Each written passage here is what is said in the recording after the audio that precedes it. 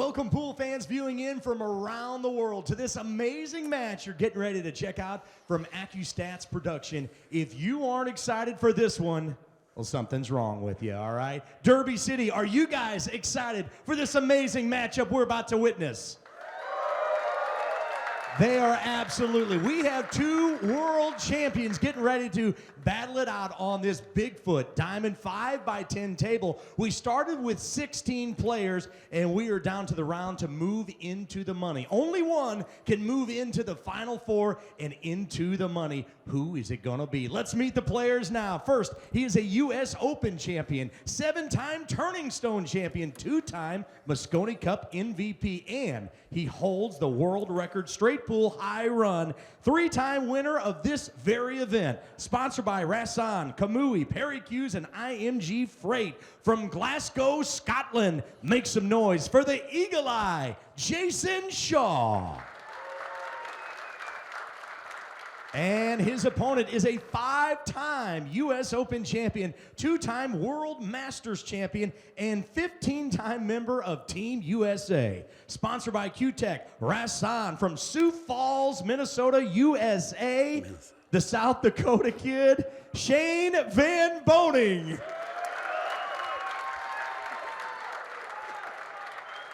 Gonna turn it up to the guys in the Accu-Stats booth. Next up, two superpowers collide. Welcome to Accu-Stats presentation, the world-class 10-ball. Jeremy Jones and Mark Wilson on the call. Welcome aboard, Jeremy. Any pre-match thoughts here? Well, just fireworks and two of the game's best at the moment, that's for sure. Jayson Shaw, nobody hotter. Moscone Cup MVP this year for Team Europe.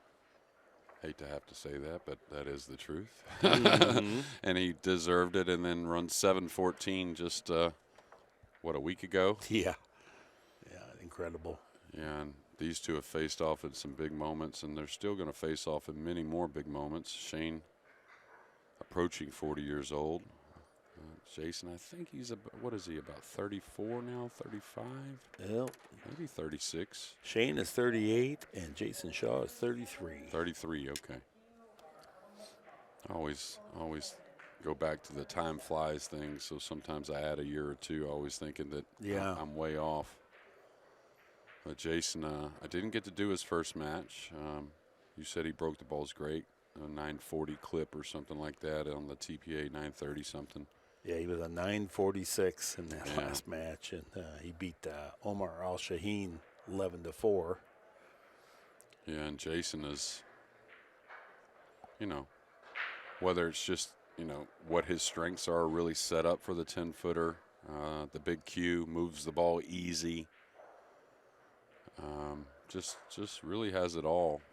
You and I have discussed it many times. At one point in his career, he was just a shooter, really. I mean, right. Felt like he could overcome some mistakes tactically with what he did offensively, and that was the case, and he would win events, but now wins events in different types of ways, and 17.8 on the gun there. And you see how many balls he made there? So your comment about the timing of the delivery rather than the power of the delivery, because he made 4 balls on the break once. He made 3 balls on the break twice. That's powerful. We're not seeing anybody else drop balls on the break with that consistency. And it seems like to me, as long as the cue is accelerating at impact through the ball, that's when you get that connection. It's not just speed from the top. You know what I mean, Mark? Oh, boy, he's going to get a little flirty here.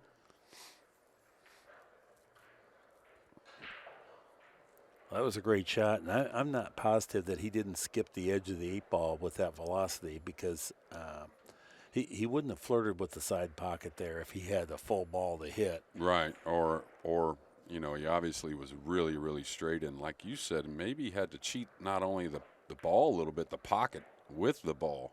Like shoot the one to a certain side at that speed. That's hard.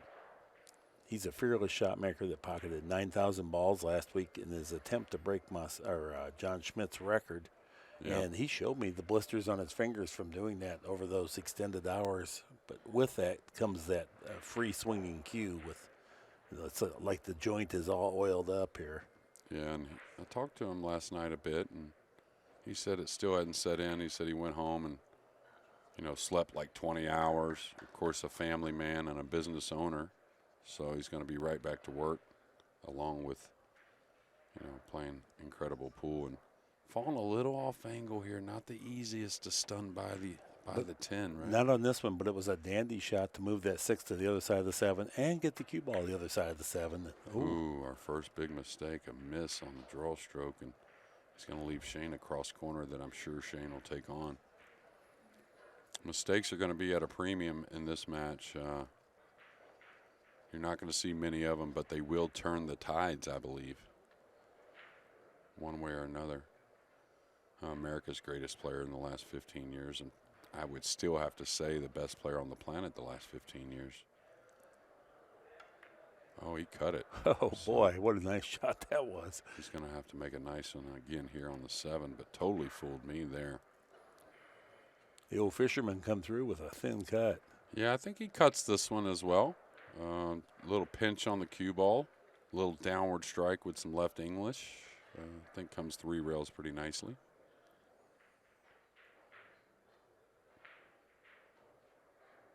Big pocket on the side. Yeah, there you go. See how he played it to the wide side. That helped the cue ball path and created a little more speed. So Shane, this is the way the reason why you saw him shrug there just a little is he's not the type that likes to put a lot of tip position here with top left. He would rather stun the ball a little bit more, a little less spin. A lot of players would love this angle right here to hit a top left and kind of just naturally wrap the corner.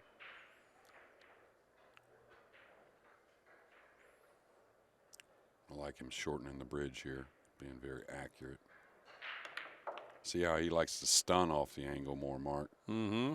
More than run. Like a Filipino player, very rarely would you see him play it like that versus run off the ball. There's pros and cons to both. Well, Dan Boening takes advantage of the unforced error, and he leads the match 1-0. He takes rack 1, and Shane Van Boening will have the break as we head into rack 2. What you said about Shane being maybe the best player in the world, if you don't think he is, then he has to at least be in the argument because it's subjective, but he's got to be right there.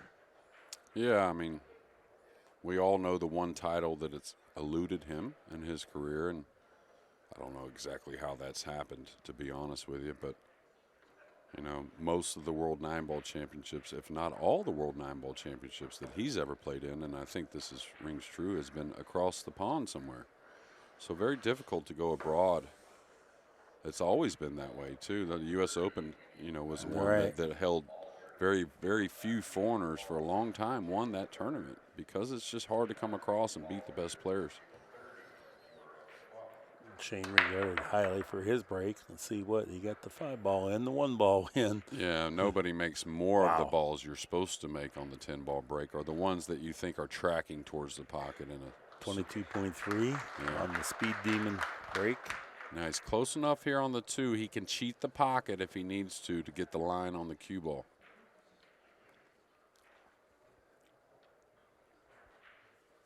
Well, this is a dandy start for Shane. If he can go ahead and run these balls out, it really give him some serious momentum. He struggled a little bit in his opening match. Just the beginning mainly, though, right? Right. Okay, 4 in the corner. Wants to gain a little angle to slide over for the 7. Make things a little easier. So he'll pinch it up just a little bit here. Yeah, spin into position. Pretty shot, picking up the exact right angle. Has Shane never won the 10-foot? Yeah, he won it twice, right? Yes, Twice. yeah. Twice. Yeah, year 1 was Dennis Arcolo, followed by 2 by Shane. Yeah, that's right. Probably a silly question. Well, there's only been 8 of them. Jayson Shaw's won it 3 times. He's the only 3-time winner.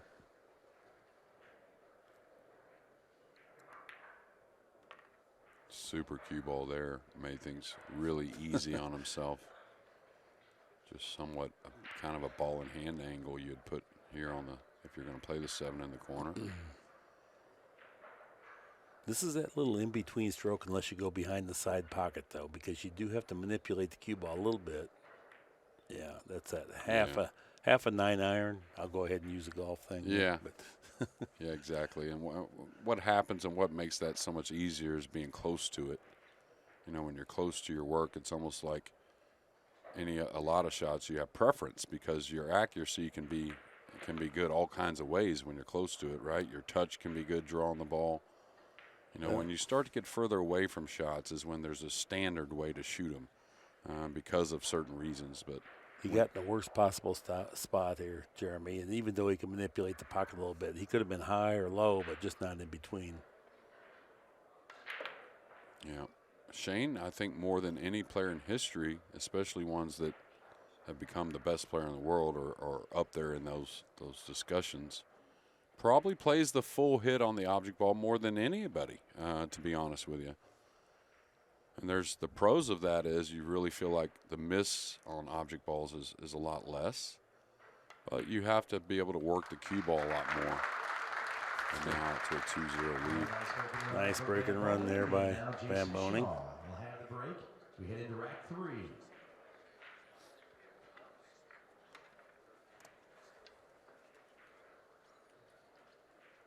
Yeah, Shane breaks the balls differently than all the other players in this event. We've got to see all the players. Nobody hits them as hard and as square and gets as much ball action because when the one ball went all the way back in the corner pocket, it still had some giddy up on it. No, it would have gone another 4 feet past that side probably, and that's the difference. It wasn't limping. Yeah. I've always said that Shane's best timing is his break shot. Like it's his smoothest backswing always. It seems like the transition is his best. And the one factor that I think between all the great 10-ball breakers is watch the extension through the cue ball almost to the middle of the table. Him and Tyler Steyer, I think, do it the best. Shaw goes to work on the rack here. Lightened up. Playing a much different break shot.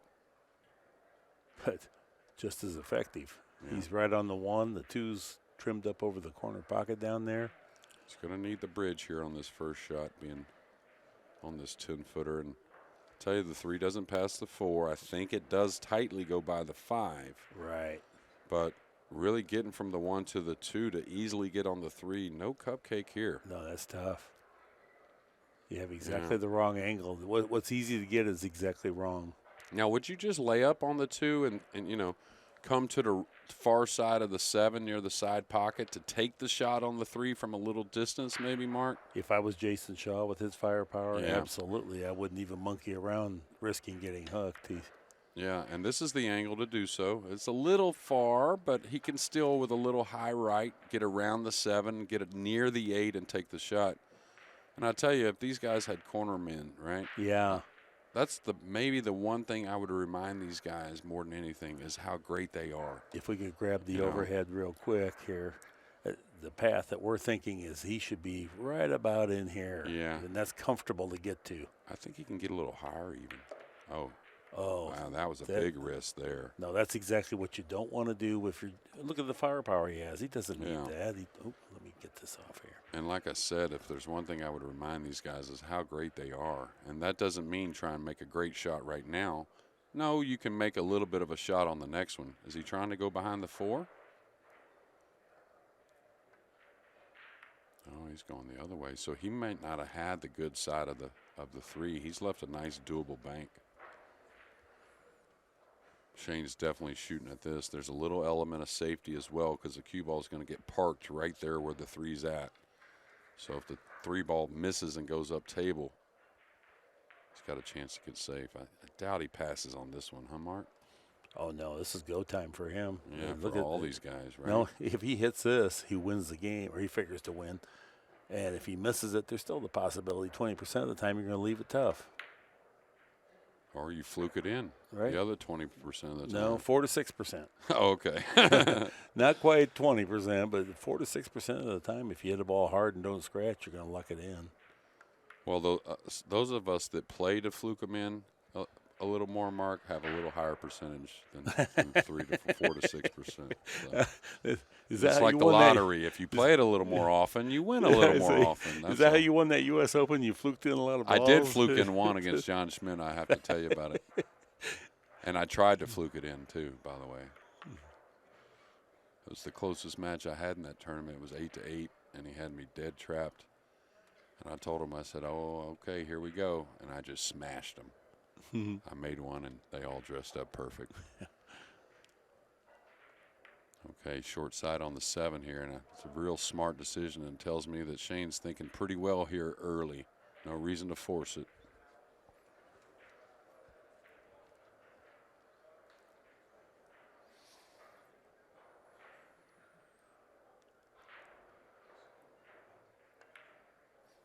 So as much as we don't think these guys are, but they are human, what's that play, these first 2 early mistakes by Jayson? I think one of them physical, and I think the last one was a mental mistake, trying to do a little too much with the cue ball from the 2 to the 3. What do you think, if Mark? you could call the plays, like you said, if he had a corner man, don't even monkey around where you might get locked up. That's the only way you can stop him. Yeah, you can make balls on tables down the street, let alone get yourself a shot on a ball here. It's one of these things that, or at least go down missing. Just don't exactly. go down. You know, I mean, if you miss, you miss. He's not going to miss anyway. 3-0 is our score here. Van Boening right on pace for a perfect match, playing 1,000 right now, and it's going to be his break. Well, he has a 3-game lead, but okay, maybe we can get another look at that fluke while we got a moment here. That'd be cool. Yeah, catches the point and straightens out, goes back cross side. You don't see that particular 2-rail bank very often. Not off the far point. If it's short. Now let me ask you something. You think Shane knew that, hey, if I want to miss long because the 3's going down table and I got all this cover? Yeah. Maybe that brought up a little bit of that miss on the 3. Well, and also he parked the cue ball there. Right, so right, it was a stop shot hit he was wanting, and maybe that made it go a little bit long too. So, but yeah. All right, another look at Shane's break. 5 balls in. Here comes the 1. Got an ugly kiss. He's disappointed about because it was going to be nice. And this is what happened to him in his first match. He broke and got next to the 1 ball or the 2 ball like almost every game without a shot. All right, just float the 1 past the 3. Cue ball nice behind the 2, right? I mean, looks pretty like stealing to me. The 2's a huge ball to get behind, and it looks like it agrees with the 1 just hovering past the 3 ball a little bit. It looks like it. I'd keep it simple here, Mark. Oh, he put spin. Yeah, you're just supposed to put a natural ball there. I don't think he sold out a shot. No, I don't know if he gave him any of it, but I think he could have really buried him. I think he has a hair of the 1. I don't think it's enough to go in the side, though. Well, he might. Oh, he's massaying a little bit. That's not sure. He wasn't even massaying. Wow, nice shot. He wasn't even massaying. He thought he could hold it for the cut.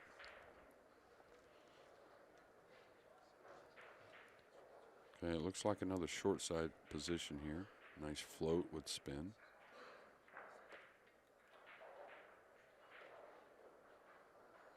And both of these guys, neither one of them wanted this kind of start, being down a few 2 to 3 to 4 games against the opponent they're facing, just because you can play pretty perfect from there and still get beat just because you give up that lead.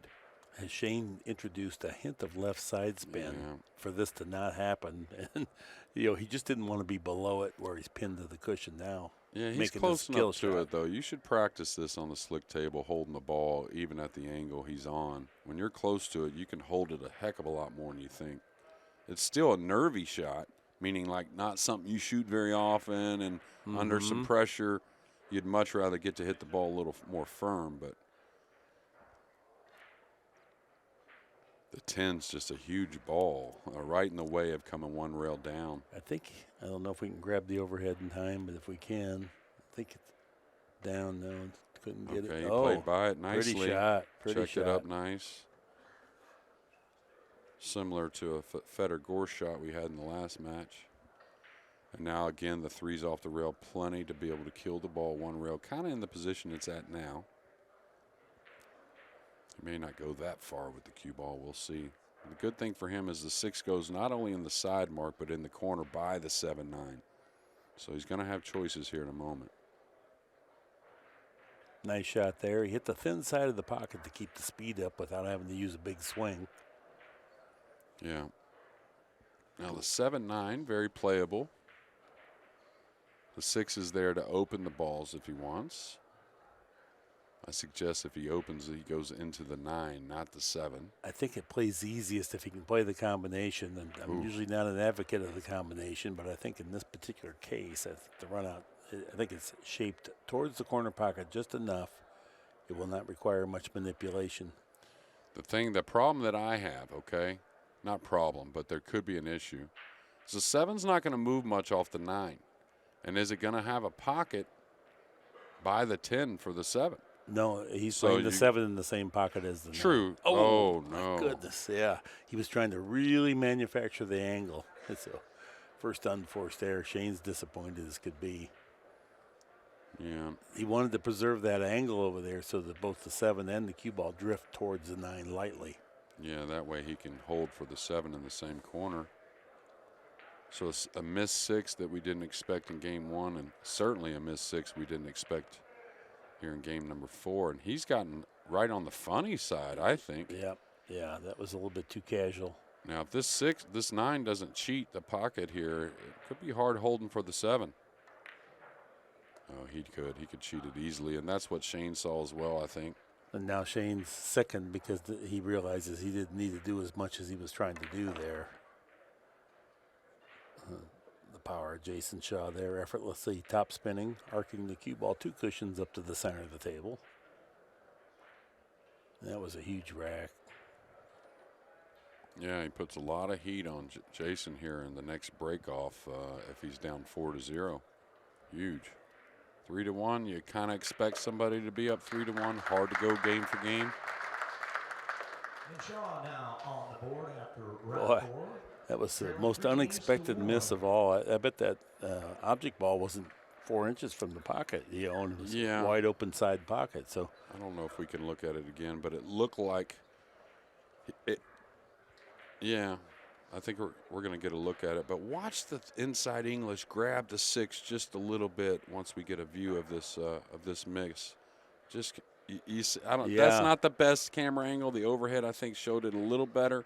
But you could see the ball just grab a little bit and get forced into that first point there on the side pocket. Yeah, you could almost attribute it to a skid. Yeah.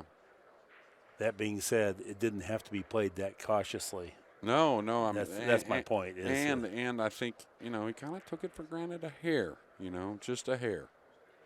These are 2 guys that don't take much for granted, period. Right. But it was a chip in, and it got away from him. Yeah, you could certainly see the proximity to the pocket. Anybody in the audience would certainly bet anything they make it. And they'd bet everything he made it. Yes. All right, Jayson Shaw trailing but breaking 3-1. Yeah, watch the speed difference, about 3 miles an hour or so between he picked that one up a hair. Just a little bit. But like you said, much slower movement of the one off the rack in comparison to Shane. The one really kind of flies off the rack. But also watch the follow through on the 2 deliveries, about half the distance through the cue ball versus Shane. Shane will bring the cue stick almost all the way to where that 7 ball's at now, in the middle of the table. Here's what I love watching, how fluid that transition is on these shots that are testy or nervy, where they're just the in-between and then narrow pocket down there too. Yeah, I think he goes by the 7 pretty easily. Lands. Oh, he's got a stun between, so he's got to hope for good speed here, or else he may end up with not much of a pocket on the 2. That's kind of where we're at, especially with the 3. No, the 3's hung up somewhere. That's one thing. You can shoot this 2 ball with no problem, but 3's tough. Yeah. I think in the back of his mind, he's thinking maybe I should just play safe from here and not possibly risk giving up a cheap win. If he's gonna slice that 2, he's gonna have to probably put a little bit of side spin on the cue ball to check it up so he can come around 3 rails in between the 5 and 7 for position on the 3. Yeah, I think that actually runs deep though towards the 7. To be honest with you, Well, that's why the right English to check it up here. He hit it sweet. He almost hit it with like a stun as well. Well, he made something happen from very little there. Yeah. People always talk about the pros, how good they are with the cue ball, of course, and But the X factor, the asterisk you can stick by all these guys is their ability to recover, right? That really separates players, I think. When we're in line, when the racks lay out right, there's you can take a guy that's 100 points lower than Jayson, say, on a Fargo rating, right? And he can get out a lot, but that recovery is such a huge difference between the players. That's got to go a bit. This could land funny on the rail. Oof. Touchy. He's got to really roll this ball. Yeah, this isn't fun. You can also scratch in the side pocket over here. Yeah, this is one that will occasionally be overcut at the light speed.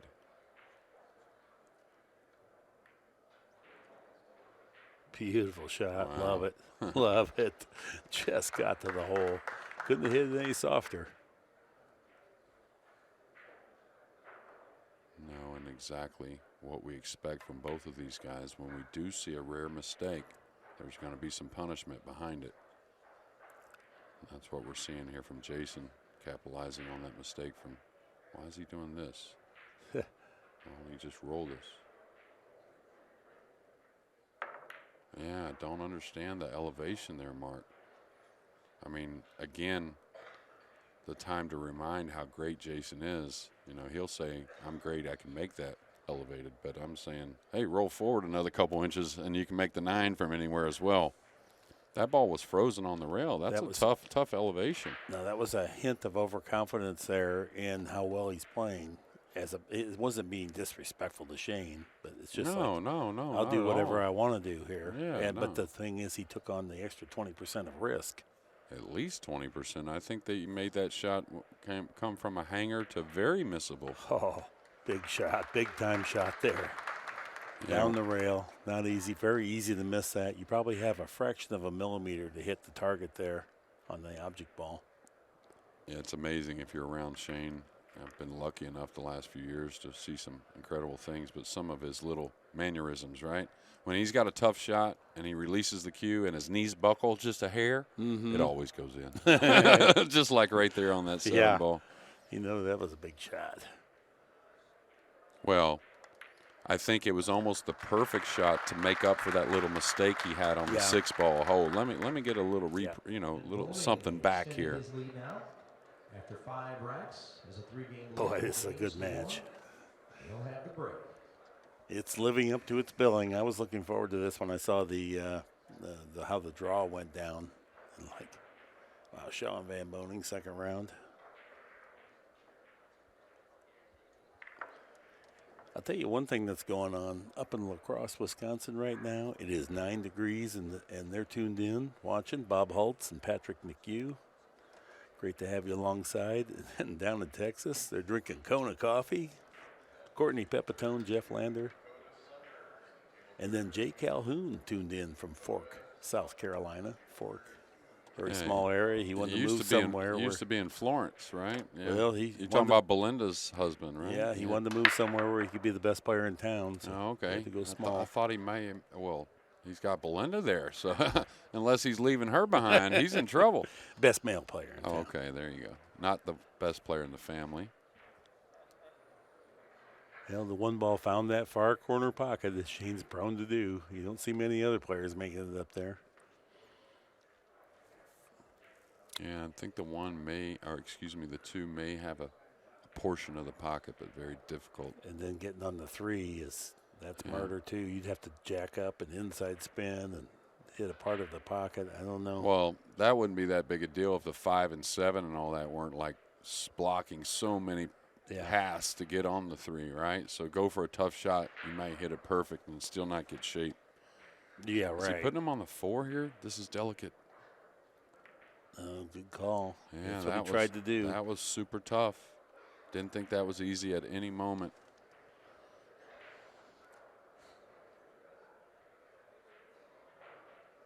The 3, though, still difficult position. He's a lefty, so he can stretch across. I might keep it simple here, Mark. A little inside, try to come 1 rail, bump the 5. You know what I mean? Like, what bad is going to really happen there? You're not going to – you could miss the ball, I guess, the 2-ball, but you could gain shape bumping the 5. You're not getting snookered. Is he going 3 rails? Oh, yeah. Jayson a little quick with the backswing. Very rarely happens with him, but just a little quick there. And I'm not sure that path was really there. You know, maybe.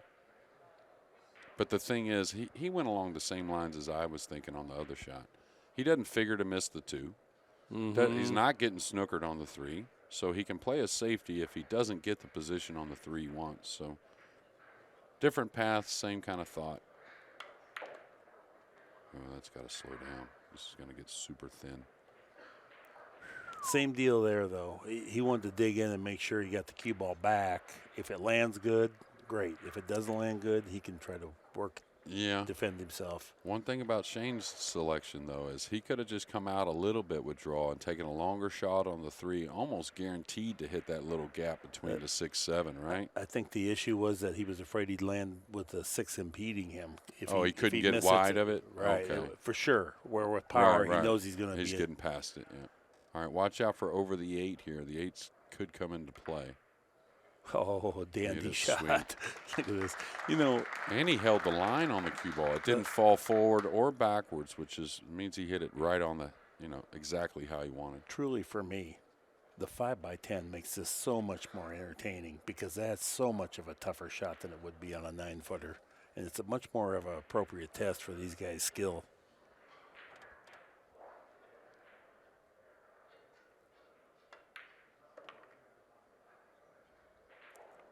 Hitting hard in the pocket. He's going to walk over, check his line, give himself a momentary mental, little bit of recollect himself, make sure he cashes this in.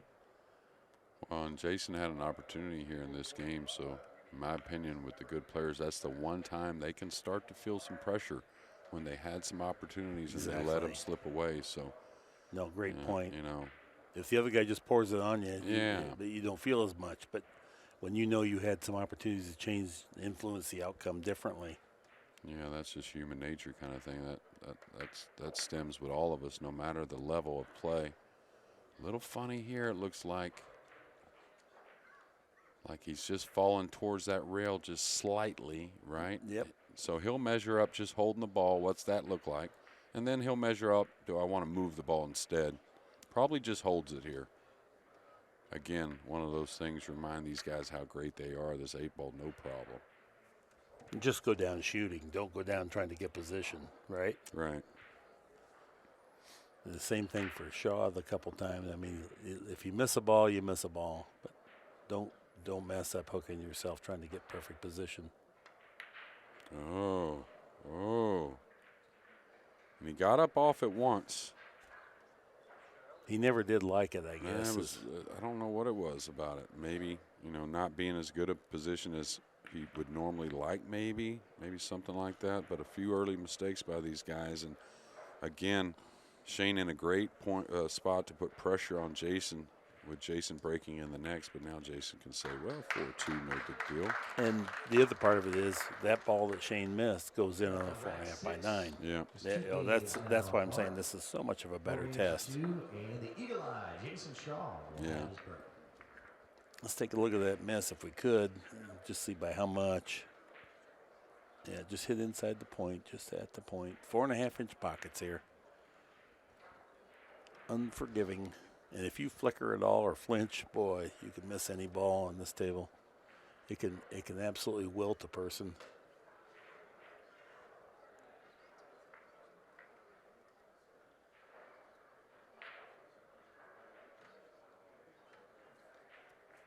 And we got a pretty much a capacity crowd here for this one. And we got the TV producers and television crew for 60 minutes here filming this. Yeah, that's nice. That could be good. Getting on that show. I watched a lot of that as a kid with my father after football. What was the guy who did the special editions on there? Rooney? Andy Rooney, or is it? Is it Andy Rooney? I don't know. Maybe. I think it was Rooney was the last name. I liked all the pieces on there for the most part, but I liked his. He ended the show a lot of times with some type of clip or some type of piece. now on the air, what, 40 years, that show? Longer? 50 years, maybe? You never ask your co-commentator something he has no idea. But yeah, 40 years exactly. Yeah. A long time. I know I watched it in the early to mid-'80s. I know that. And so we're approaching 40 years there. Yeah. Now Shaw picked it up a hair off the last ball. They're back to that, like, 19-ish. Look at how good he hits that ball right behind the one, sifts in. The one finds the pocket. The four's a combination, but it's not just hanging on the pocket. So he's got to hit this good and get position. Yeah, I think it double kisses in. Mm-hmm. So, and the one thing he has to fear a little bit of is when you double kiss a ball, he needs the cue ball to come up a little bit, not only just in case he makes them both, but the two could lay on that point as well. So he doesn't want the cue ball on the end rail. He's made them both, so he has shape on the 3. And remember that 8-ball, folks, in the last rack. And I only say that not thinking Shane's going to continue to miss, but we know what the pool gods can do sometimes as far as opportunities at the table and shots after the break. So we'll see if that miss really kind of works against Shane here in the next few racks.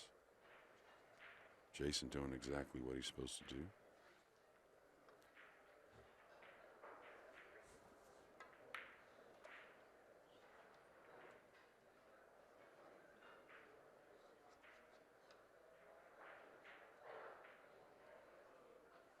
Probably a draw stroke here. He could stun. Up to him.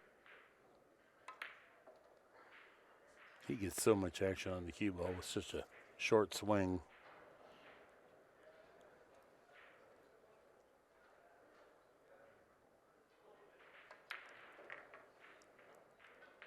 Jeff Conway told me about Jayson Shaw and Eagle Eye, and I had my reservations and doubts, but I have to admit, Jeff knew exactly what he was talking about. Yeah, and, you know, one thing about Jayson is you talk about the short, compact delivery, and to me it's not overly short, though. The one thing I like about Jayson, and that makes it, I think, appear like a little bit shorter swing than you might think it really is, is he's not like a lot of the players that get that long bridge. He stays in that nice, what I think is a great bridge length, right? So some of the long bridge guys that make you think they have a little bit longer stroke, but if you pay attention to him on certain shots, yeah, it's just a few inches back. But a lot of shots, he does bring it back a good 6 or 7 inches off the bridge hand. But the thing is, he doesn't carry that long bridge, which I like. I like it to where you're not super long. All right, and this is what I was. All right, he's made the 1. How many times is he going to make the 1? By the way, did he get the 2? Yeah, he's got the 2. He's got a great shot on the 2. Easy position to the 3. The 9, 10 are ugly though. Very.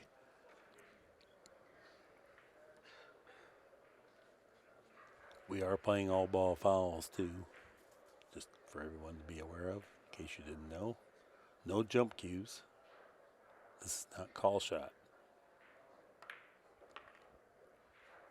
Overhit it a little bit. Yeah, he's going to get a little awkward here. It's going to end up perfect, though. The stretch is going to be really the biggest dilemma, but he's perfect to hit a little top left and come 2 rails for the 4 by the 8. And he'll be in perfect line to hold for the 5. Why is he hitting down here? Is he going to break these out? I guess. That's all right. That's all right. If you feel like you're playing good, you know you're not going to be over on the rail with the cue ball. You might be a little further out of line than you want, but you just got to be who you are and make these balls. Hey, referee Dwayne Payne appreciates it. Now he can take the this is template off. This is an in-between shot. He's got to work the cue ball because the 6 is in the way to go back and forth. So he's got to either kill it, pinch it, drag it in maybe. Same type of shot he just missed. Yeah. Yep. And the thing for Shane, right, and why I think it makes it more difficult, there's one shot that he doesn't carry in his bag very much because of his technique, and that is the drag shot. You'll never hardly see Shane, like right there, you know how big the pocket is on the 4? If you drag that ball in, like a Ralph Souquet, he's made his career with the drag shot. But Shane is more of somebody that kind of stops the tip at impact a lot of times, and you have to go through the ball to be effective on a drag shot, that's the only way you control the ball turning over as it's going downward towards the object ball. So, like, say the ball's on the side rail and you have to kill it. Well, now Shane's one of the best in the world at hitting center stun and going back and forth using the side rails because he can't really kill the ball with the drag. So that would have been a prime shot to be able to use the drag shot on the 4.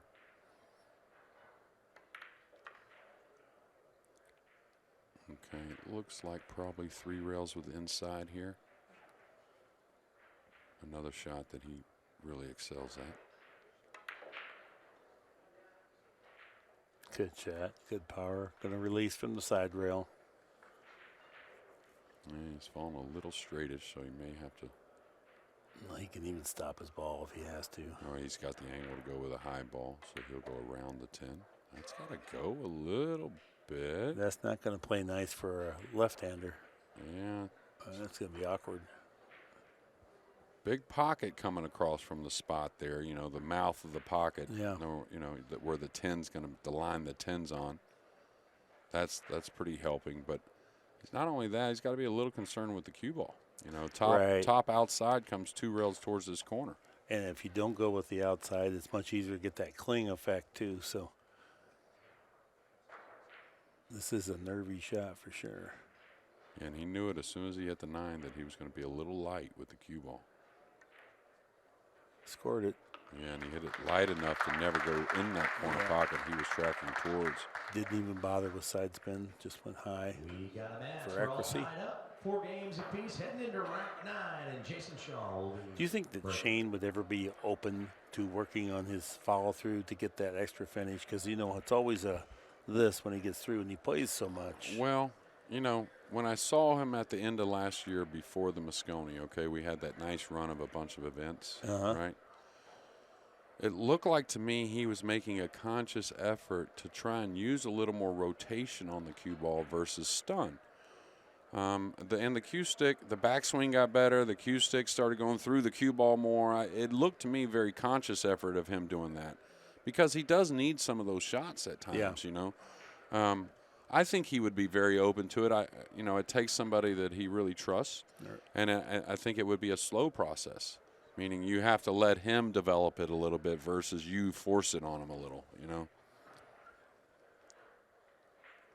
All right, here we go on. Gonna look at this 4 ball. And you know how much harder it is to swing harder at that and kill it with your tip position right there than drag that ball in. The pocket is super huge if you drag that ball in, but he just rarely ever shoots it because it really doesn't match up with his technique. This is going to get old quickly for Shane, I'll tell you that. He's got to eliminate mistakes because Jason's dialing the break in. And has a nice shot with a nice layout. Yeah, he probably just plays the 3 in the corner with the 4 pretty near. I don't think he's going to travel that extra distance to get for the 3 in the side. He's right on the border. He can almost come 1 rail across, but I think he'll probably play 3 rails. Top with just a little bit of spin. If he gets to the head string, he played the bank. Wow. So that tells me he was very off angle on the 2 ball, cutting it in the side. Pretty rejuvenated Shaw here. Yeah. I think. Picked up his pace here. He was afraid he could have got buried early on. Now he feels like he's dead in it. Well, he could have got buried from his own mistakes a little bit, too. He knows Shane's going to do his thing. So he's got to be careful. Sports is a funny thing, huh, Mark? Yeah, you got to be careful, but you got to be aggressive at the same time. It's a hard combination.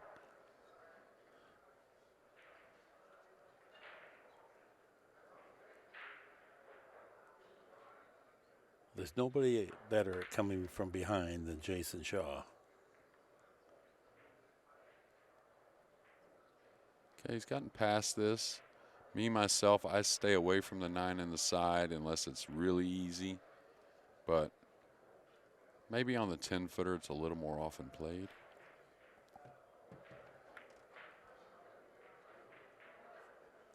See, now he's gotten on the side. He's got to screw this with a little inside English, right? And come across. Not saying it's too tough, but.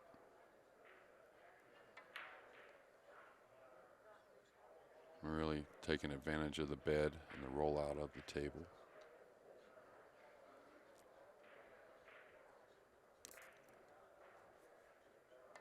Man, first lead of the match now with a breaking run out there by Jayson Shaw. That's his second of the match. Jayson Shaw now has the lead, 5-4. Heading into rack 10, Van Boening will be breaking. Yeah, these guys have played at a lovely pace.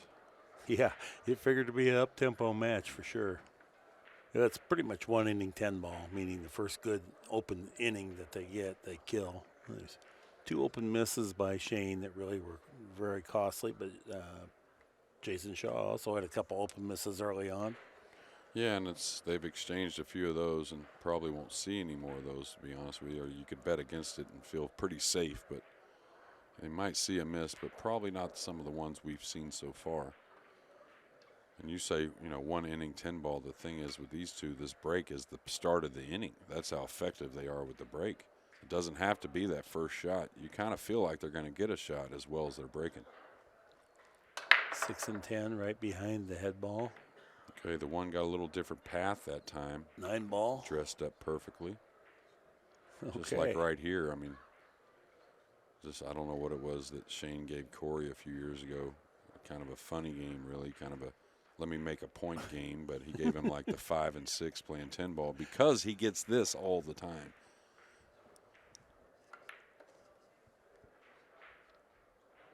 Those two, they're like brothers. They argue, cut up, room together, bet against each other. Yeah, well, one of the greatest statements I ever heard was, you know, gambling's gambling and personal's personal.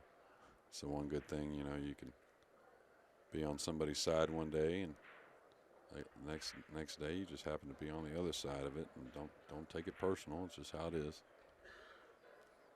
We'll go to dinner on the day 3, right? Yeah.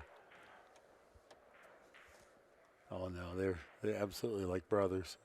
Yeah, and I think, you know, more than years ago, Mark.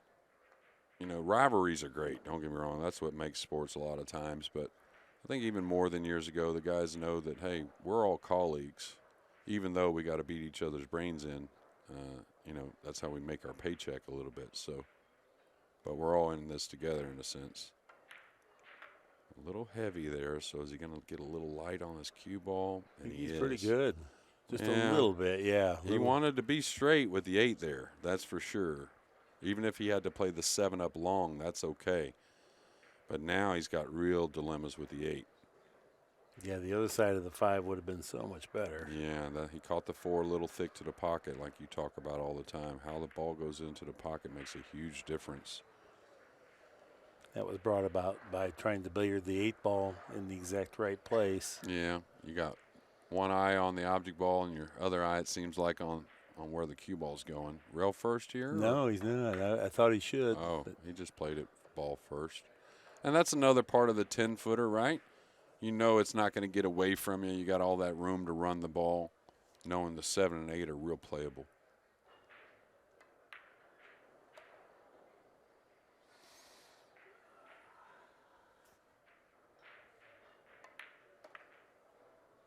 Checks the cue ball nicely.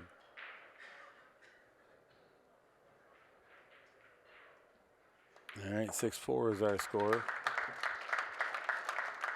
And after 10 racks, a 2-game lead now for the eagle-eyed Jayson Shaw. He'll be breaking in rack 11.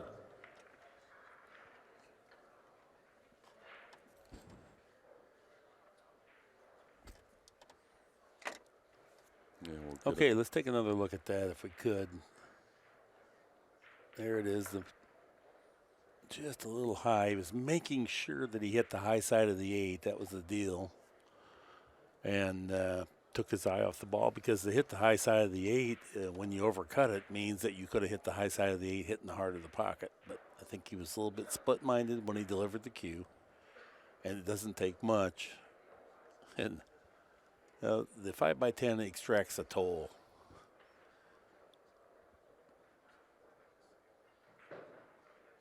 And Shane processing what's happened here in the last few innings for him.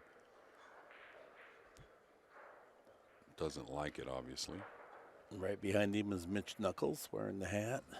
Knuckles. Yep, he came all the way from Oregon. Is that a nickname or a last No, name? no, that's his name. Well, I don't know. I just met him. Okay. I don't really know.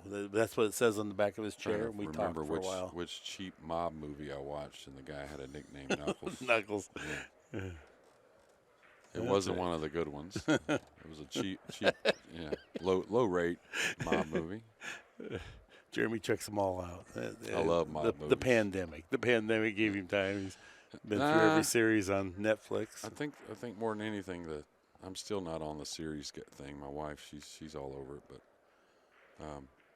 now when I got COVID last year, I did get addicted to Forensic Files.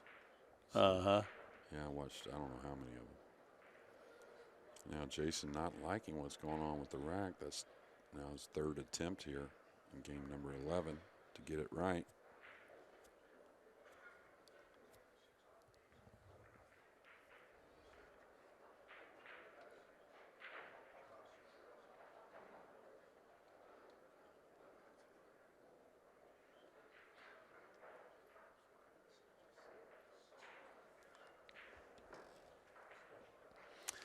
sometimes these templates do get a little wear on them, so sometimes changing them out is not a bad idea.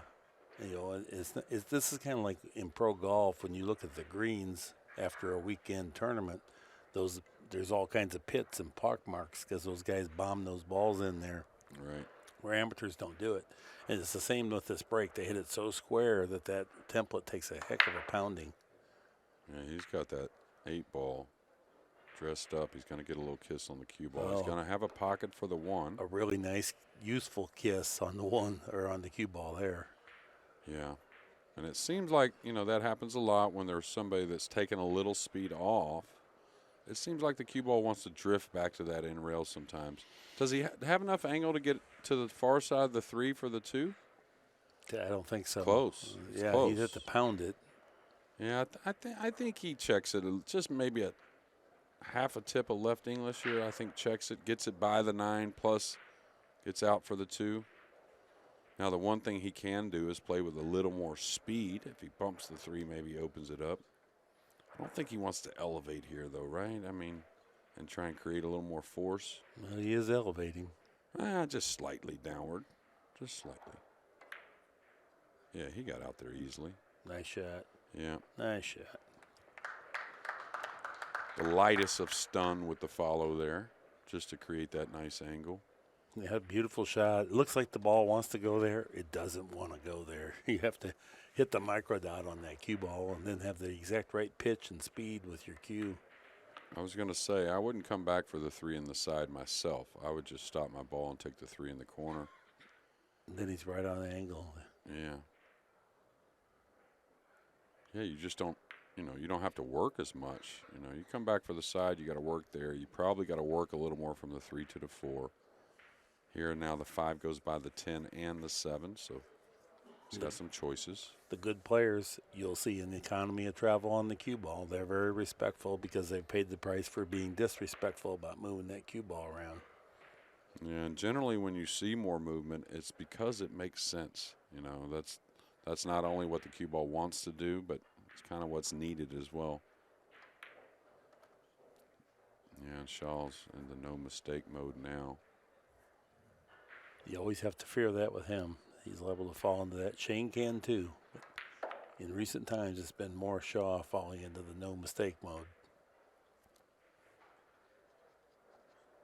Yeah, and from kind of nowhere, he was trailing 4-1, and this looks like it's going to be some 6 games in a row.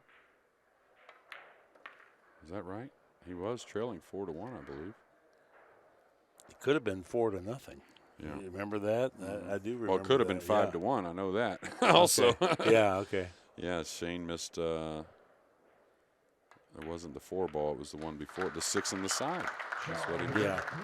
Third break and run out of the set now for Jayson Shaw, who leads 7-4. And I believe if we'll get another look at our rack track, and that's it right there, 6 in a row. So it's been a game of swings so far. A little mini swing at 3 in a row to start for Shane. and they exchanged a couple games. Been all eagle eye since.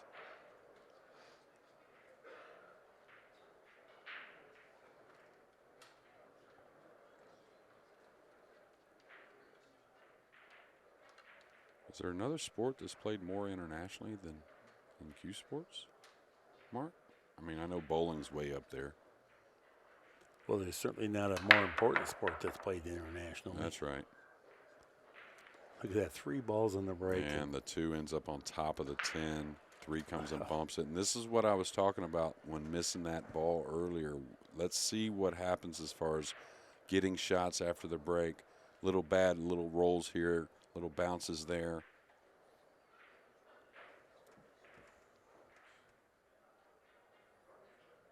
Now, one thing I've always said about the templates is why, when they get tough, why don't we just cut them, Mark? Why don't we just snip it, right? I mean, we got plenty of them. The sponsors are great. Outsfield's great with the racks. I think if it came down to like a sticky situation with the template, I think maybe best just to cut it in a couple places and it comes right apart. Yeah. I don't know if I take this on if I'm Shaw with a big lead here. I say big lead, 7-4. I don't know if I take this on. You just feel so dumb if you give it and the guy makes it and runs out. But, yeah, I agree. You can't feel too dumb if he comes with this shot. No. I think he's got to give this up, especially after seeing a couple of mistakes from Shane. I mean, he is human. You just shake his hand and not even worry about it. Yeah. It's just the percentage play is that you're not going to succeed. Yeah. I think this is where you can look at the score and say 7-4. I think I'm supposed to pass this shot the way things have gone. Wow. Dandy shot. Super. And he's got to come with another super one. That's what Jayson was thinking. It's not just one good shot it takes. It takes multiple good shots. Yeah. Really deserved more than this, but Shane's okay with this. When it comes to burying tough shots, nobody's done it better the last few years, the last several years at least. Oh, see? And this is what again, man, not deserving and maybe getting punished for some early mistakes. I don't know if he's got to look at this 4 or not, but, man, he hit that ball nice. He sure did. And aggressive with the swing, going into the side pocket off the rail. And the only way you get trapped there is if you land heavy on the 6. If you nick the 6, most of the time it turns out great. So. Yeah, you're fine. Oh, and overcut that. That was super thin, and he overcut it. So. Yeah. Things are definitely not going his way.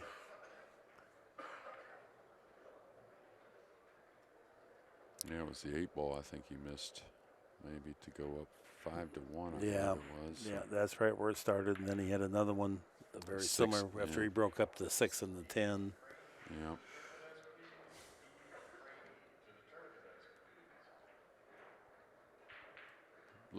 Little angle here, but he still should just float towards the 7. Shouldn't be a problem. Very natural now to come across. He'll get most likely that little bump off the second rail.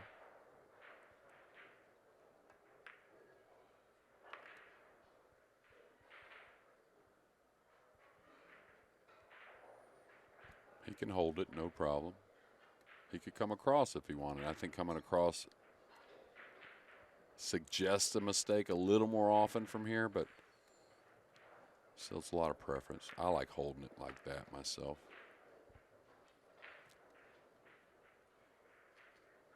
(8-4), Eagle Eye off to the races now. It'd be tough to slow him down. Yeah, well, once he got that breakdown, right, you could see a couple times when Shane didn't have a mistake, Eagle Eye jumped out of his chair, really ready to make up for the mistakes he had early. Mm-hmm. And he's done every bit of that.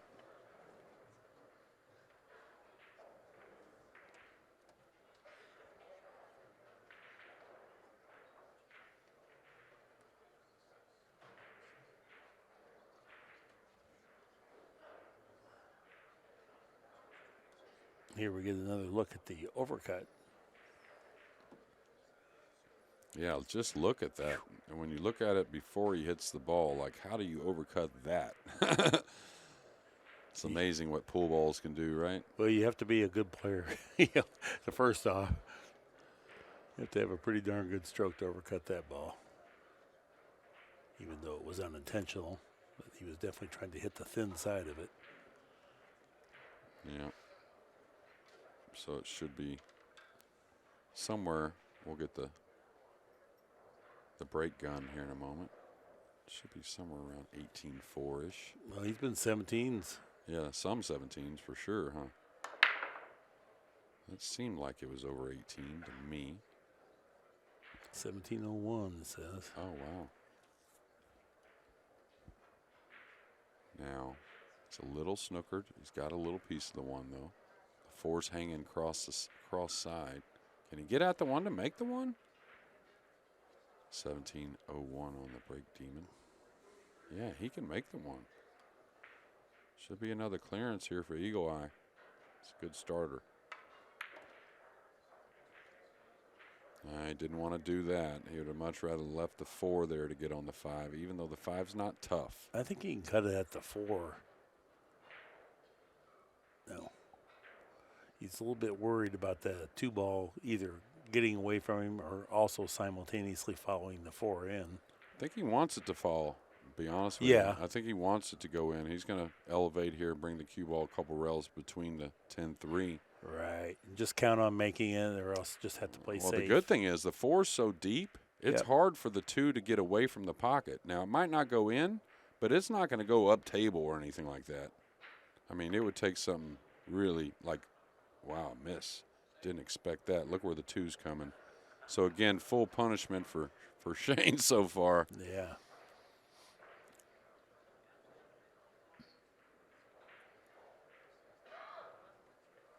Shane's one of the best that's ever lived, though, at squeezing games out kind of from nowhere. Keep battling, right? Oh, I thought he could see a little piece, but I guess he can't do much with it, so he's kicking at the 2. He wants to clip this ball. Oh, he kicked hard. He's trying to fluke something in. Okay, I think Shaw probably takes the bank on. He doesn't pass on these very much on the slick table. Very, very rarely will he pass on this. Doesn't matter if it's Hill, the finals. Mm-hmm. He likes this shot, so very similar to me to Mika Eminem when he was in his prime. Very rarely passed on these long railers. Just didn't feel like he was going to miss it. Nice shot there. Yeah, pure stroke as well. Boy, the 5 being down here by the pocket really helps playing from the 4 because when it's in deep like that, we've already seen what happens. How tough position play can be. Now, if the 6 goes by the 9, that helps things. Options on the 6 would be nice. Not saying it's necessary, but it'd be nice. Like if he can just go one rail to the other side of the 6, how much easier is that than trying to pull the ball up the rail with the right speed? Yeah. I think it does go by the 9. So this is just a little flick with some spin. And just like that. Speed looks perfect. And a lot of that is, you know, when you see such deft touch all the time, that's guys that are athletes. You know, that is the hand-eye coordination that does help become that much better player than most. Very rarely have you, that I've been around anyways, any of the top pros that really weren't good athletes in other ways as well. And that rings true with most sports. But, you know, pool's much different, you know. You can always say, oh, yeah, he's a good baseball player, probably a good football player, probably a good tennis player, probably a good basketball player. But it really rings true with pool as well.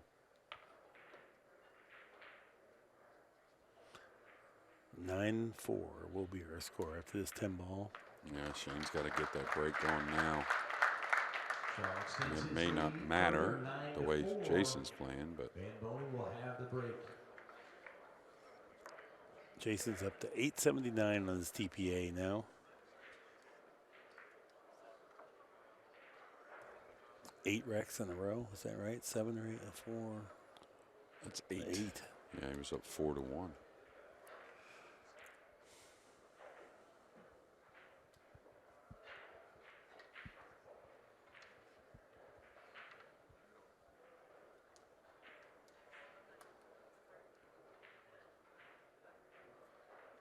Yeah, and you could put, oh, wow. So just lost a little bit of focus here, and a few things not going his way after some mistakes. We're going to see a lot of Shaw again. And I was thinking about it last night. You know, I talk about upside a lot with people, and you know, upside is huge, right? I mean, you look at a player and you're like, man, he's got such a big upside. He's got that potential. Maybe no one in the game more upside than Shaw. I mean, when you talk about just raw talent, I mean, of course you got Filler. Of course he's talented and all that, but I don't know if I see anybody out there that, you know, if they'd gotten to their highest level, who's going to have the highest level? And it may be Shaw. It's hard to argue it. I think. Yeah, absolutely. And Shaw, I get a kick out of it. He's the quickest of all people to say, oh, no, Filler shoots straighter than me. Yeah. Well, I got to tell you, I've never seen anyone shoot straighter than Jayson Shaw. But I agree that Filler is right there with him. But what Filler doesn't have is the complete game that Shaw now possesses from his experience. Filler is exactly where Shaw was when he was 24, just a fireballer. I think he's a little further along. Maybe a little maybe bit. a little, but just because his other disciplines, like if you watch him Right. play 8-ball, you watch him play straight pool, man, he's that. got a lot up in that brain, you know. Yeah. The thing is with what he has still is that young mentality that will say, heck with that safe shot, let me shoot this in. Yeah. You know, or you know, another decision that may be more of a immature decision at times. There's a nice decision. Economy of cue ball travel there rather than come around and get the 9 into the far corner. Well, he's practicing now. Yeah. I mean, he's by himself out there now. 10-4. 9 in a row. Yeah. And do you think, you know, we saw some of that struggle in the early part of the match for Shane in his first match. Yeah. Break got going. His opponent made a few mistakes, right? Let him get some confidence going. But did you see that kind of those mistakes lean over into this match a little bit, Mark? And now he's facing a Shaw that's not going to give him a couple more opportunities, you know? Right. And then on top of it, not much luck after those mistakes as well. No, the pool gods conspire against you when you miss that. You had enough chances, and then, you know, sometimes it just completely tips away from you where you can't buy any good fortune. Yeah, the sports are always like that, it seems like. All sports.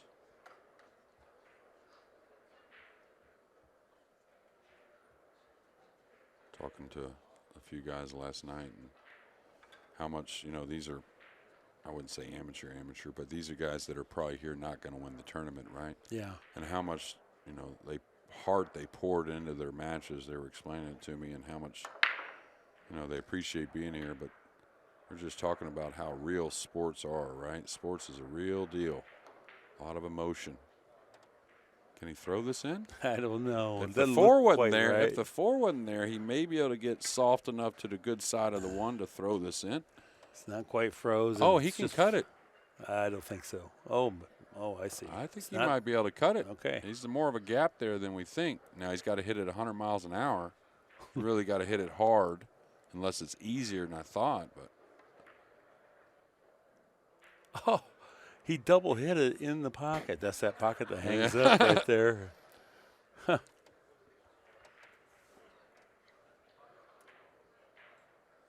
You would never think that he could cut it. It was kind of going in the pocket. Then the cue ball hit it again, and it hit the points and went back and forth and just stayed there. Looks like maybe he's going to draw this. I like that better myself. Might even use the 9, no.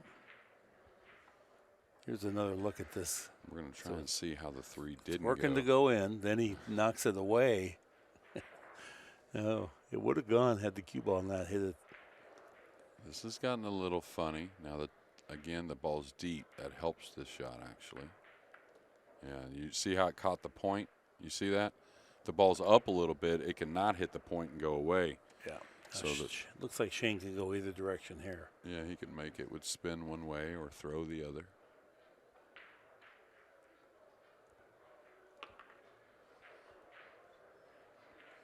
He just floats between the 8 and 9 here.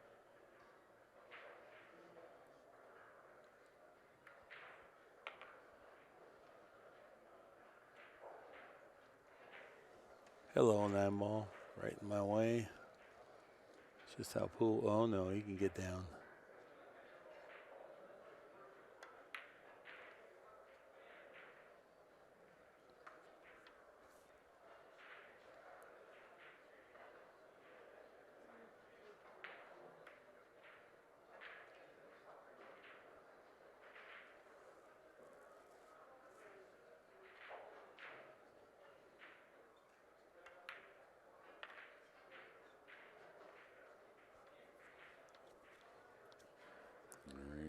good position. All he can do is knock these two in, try and break and run, or put another game on the board in the next and see what Shaw allows him to do anymore in this match. All right, 10-5. Stops the bleeding there momentarily. And going to 5, he'll have the break. A chance to get within 4. You put Shane as the favorite in the all-around? Him and Alex, maybe, I guess? Dennis not here. Boy, I don't know. Let's I mean, see. You have to be right up there, but yeah, there's some other talent. That Pat Lyons is always in my. That's who I said, Alex or Shane. Alex or Shane probably are the two that I would have to say are on paper favorite. I kind of got a feeling Federer's going to, I don't know how he's doing in the banks, but if he makes any kind of run in the banks, I know his one pocket isn't, like some other guys, right? But he's going to be there in the 9-ball. Nice square hit there. 1 ball flies Look at those in balls the corner. draining The in. 2's going to end up on the end rail, but shootable. There's a bank or cut. He's definitely going to shoot. He's not backing down now. 3 balls on the break. Park the cue ball. Cuts it here, right? Goes straight up and down the center of the table if he can. Now, if you don't like it, if you don't like the inside, and I don't blame him, he can go 1-2 rails behind the 4, trying to track inside the 8 there and come back up. Shaw made a similar shot early in the rack. Like that. Exactly like that. The natural path, Good right? shot. Yeah. Good shot. If you're not happy with the inside English, there's nothing wrong with that path at all. It's actually a path of the cue ball you should learn because it seems to come up in crucial moments. Now he's got a super thin cut in the side. He's got a bank cross side. He's definitely going offensive, huh, Mark? Yeah, he definitely wants to play offense, but this is, you could be critical that say, well, he came up short. No, that's the way the shot played the easiest, that he couldn't add more difficulty to play in position. Yeah, I like the cut, I thought. Good shot there. Yeah, you just had to take your medicine and cut that ball in. Trying to introduce side spin on that thin cut that he started the run with here is not high enough percentage play. Yeah, that 2-ball, if it's a little thinner, inside looks nice. But when it's it wasn't as thin as you might think, right? So not only you could knock it in with the inside and still not get the check on the cue ball. Okay, that's good maybe hit. The most pure stroke he's made the entire match there. Thumped that one home. Yeah, just back and forth, real nice.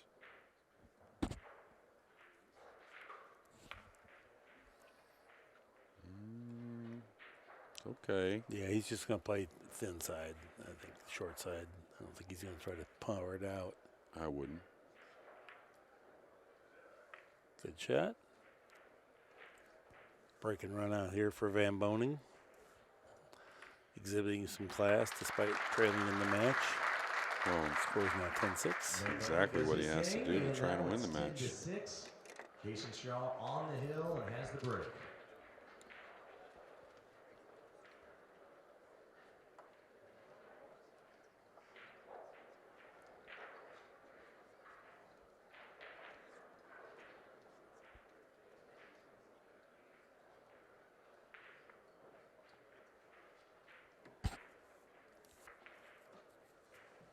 Jayson, he gets 3 more breaks to win this match, which at this level is all you could ask for. If you get 1 good break, you got to love it, right? But you get 3 against Shane, you're in a great spot. But he still knows he wants to do it now. Doesn't want this to linger on any longer.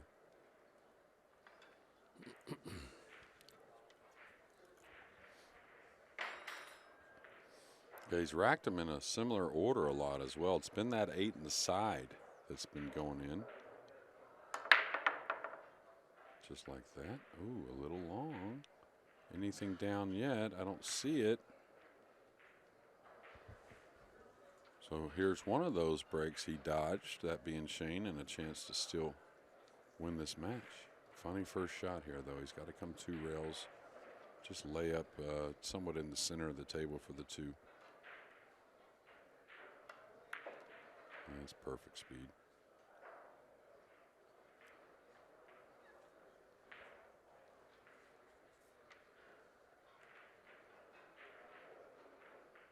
May pull this, huh?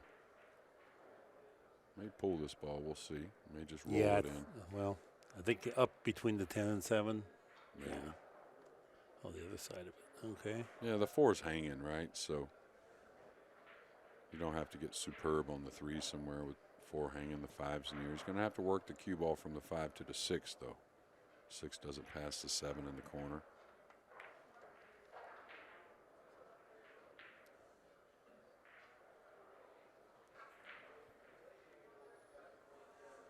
He's got a choice. He can play from underneath this. He can go around in between the 9, 10 and to the backside of the 6 pretty easily. Okay, that's definitely what he's doing because he's gotten a little too much angle to come 1 rail across. Now he's got to come underneath these balls. Does the 6 pass the 10? That would really help things. It looks like it does. Yeah. So he should swing this cue ball 1 rail, off the side rail, then to the short rail below the 10, then back up. It's going to be a little light on the middle of the side rail there. Kind of on the 50. He'd have liked another 5 or 6 inches. Not too bad, though. No, it's not bad. Not too bad.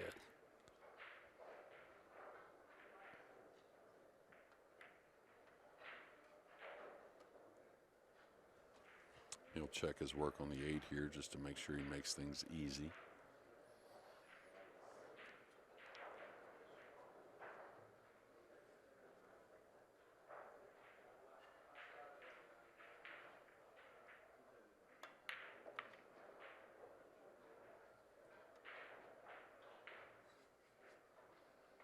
Go the rail, or he can just draw his ball over.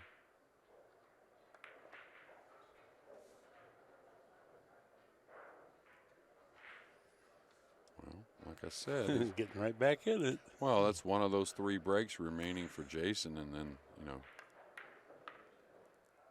Shane's just got to do what he does on his break and keep the pressure on. It's going to make it 10-7. Shane will break in game 18. Good match. Good toughness. On to 3 games now, 10-7. Van Boening will be breaking. What are those TPAs? 874, 878. Yeah, this is one we talked about earlier. Somebody asked us how often does somebody lose the match and have a higher TPA? Well, if it ended right now, all right, that's what we would see. But the one that you always talk about is those balls pocketed, 90-79 for Shaw. Yeah, that's big. And the few times that somebody loses with a higher TPA, one of 2 things happen. One, the match is either very close or it's very distant, and you didn't get a chance to make many mistakes. And particularly in winter break, that will happen. Yeah. Well, he's made a couple on the break there, both the balls in the side. And the 1 for once. Yeah. Kind of 2 over the side. Obtrusion. Should be 10-8 here. And what would be 8 swings of the cue here, or strikes of the cue ball. Really dresses up for an easy out. Just wants to get above the 3 here, so he'll go 1 rail. Get a little bit above or straightish in on the 3. He might be a little straight for that. I think he can cheat it, I think. Okay, yeah, if he Maybe can. not, because he's taking more time doing so. But I thought he could. I thought he could get this with a hair of right English to the side rail. And maybe he can. He's hitting draw. Okay. He's hitting draw. So it's a delicate shot. Yeah. And he didn't quite get there. No, he's okay. Is he? Yeah, Okay. yeah. He can just draw back and take a little shot on the 4. He should still clear the 7.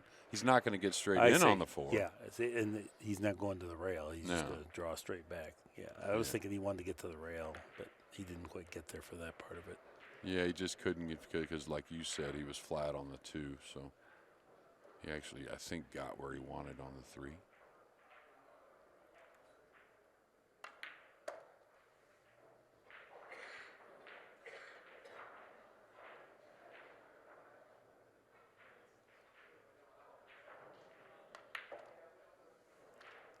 Good shot. I know always when I was the captain of the Moscone Cup team, we had Big Hoss out here, and we throw that ace out there as often as we can, win or lose. Not going home saying, hey, I saved my ace for later, and we never got there.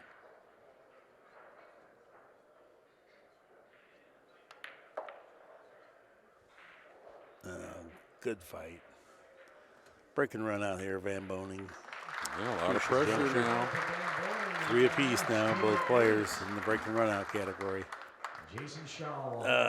Yeah, and the rack track, which I don't know if we'll see it again before the match, but there you go. Big streaks, 4 in a row now in games 15 through 18 for Shane. See a lot of blue 10 balls there for Jayson in the middle of the match. Shane now raising up 16 points above and approaching 900, even though he trails 10-8. 89 to 90, and the ball's pocketed.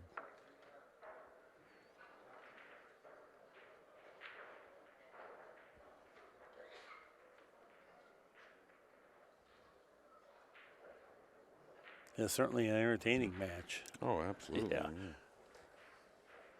Yeah, I mean, you know, it's kind of like the 4-inch pockets they went to on the Moscone, and now some of the bigger events, which I like. You know, there for a long time, people said, oh, the best thing people want to see is the break and run out all the time. And I'm like, I don't think so. I think people want to know there's a possibility of a miss every now and again, that there's some drama. You know, so, you know, we didn't expect a few of the mistakes we saw, but that doesn't mean it's a bad thing, right? So.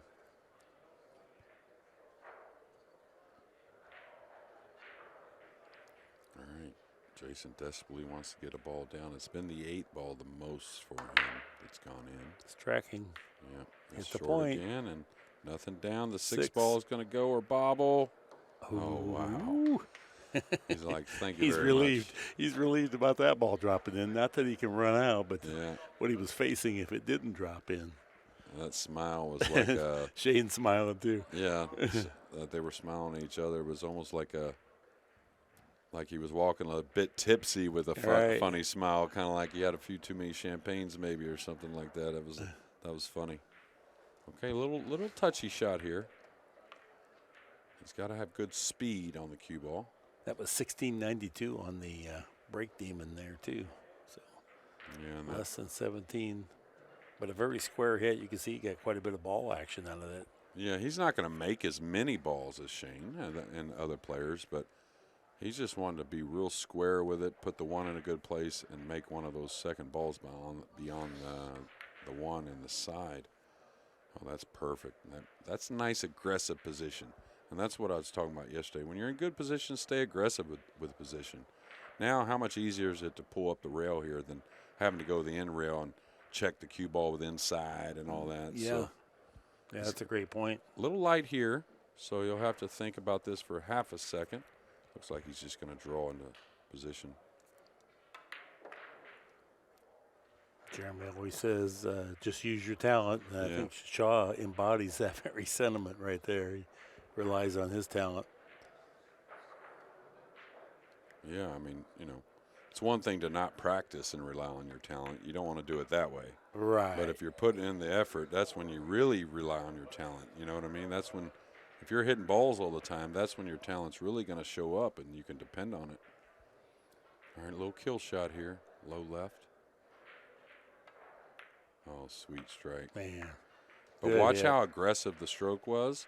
But notice how the tip position checked the ball up, right? He wasn't guiding the cue. Mm-hmm. And that's the key. Let the tip position slow you down or speed you up. Don't change the stroke too much.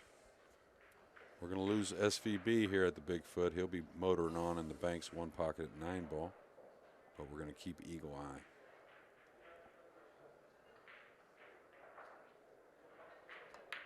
Yep. 4 break and runouts to close out the match here. Jayson Shaw. Great match.